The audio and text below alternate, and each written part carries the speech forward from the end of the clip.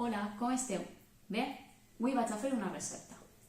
És una recepta super saludable, perquè els ingredients que té són, mireu, una pera, aràndanos, bueno, les xutxes són opcionals, perquè li agraden molt, pipes i un ganivet, tisores i un pelador.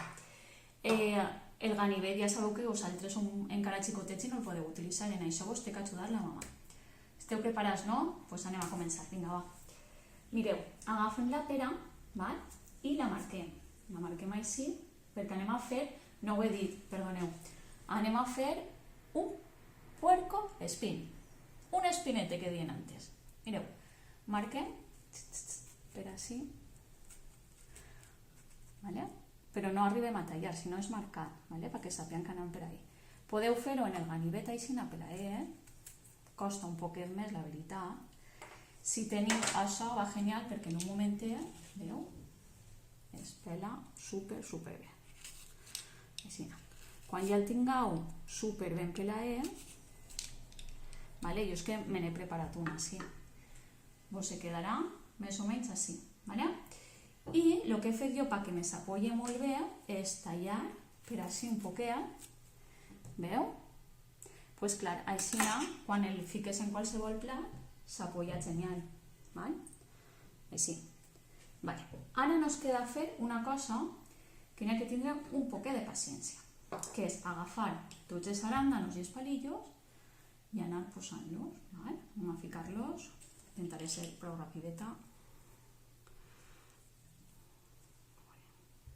3, vamos allá.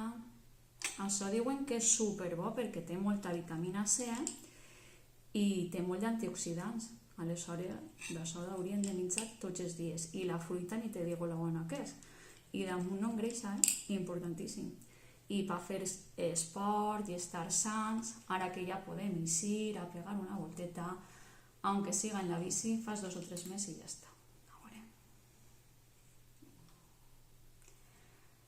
2 i 3 més. Vale. I ara el que hem de fer és anar col·locant-los així en la pera.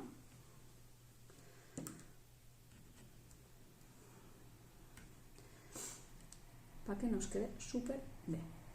Podem ficar...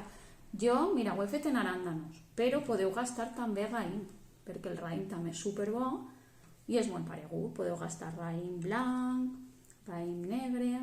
Jo és que com m'agraden tant, els aràndanos estos, pues en tenia en casa. I per això ho he gastat. Mira, anem a ficar-ne 2 o 3 més.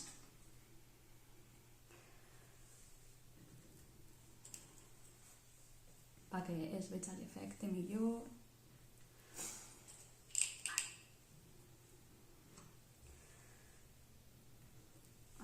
Mira, jo crec que s'acaben. Ja estem ficats, doncs els acabem. Vinga, va. Això ho podeu fer soletes, no us fa falta que us ajuden els papàs, que això es fa super fàcil.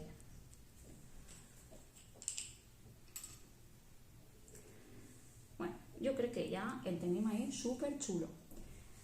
Direu, veritat que si té un piquet que jo no l'he fet, això és com si fos el nasset, però podem fer una cosa. A qui no li agrada aquest tipus de nasset, doncs agafem les tisoretes i el tallem a la maixi volant. A la maixi tallem un poquet un xurriu, però bueno, intentarem arreglar-ho. I en les xutxes que vos havia dit abans, podem ficar-li, a veure com que, mare meva, que m'ho carrega tot. Seria ficar-li enganxadet en l'asset, veu? Ja queda un asset de porc espí. I per últim els ullets. Jo, per exemple, tenia un plàtan de xutxe, la qualsevol xutxe que tingueu, i es podeu ficar així d'ullets. El que passa que ahí igual necessitaríeu uns palillos. I també queda molt bé, per això havia ficat les pipes, que no era perquè...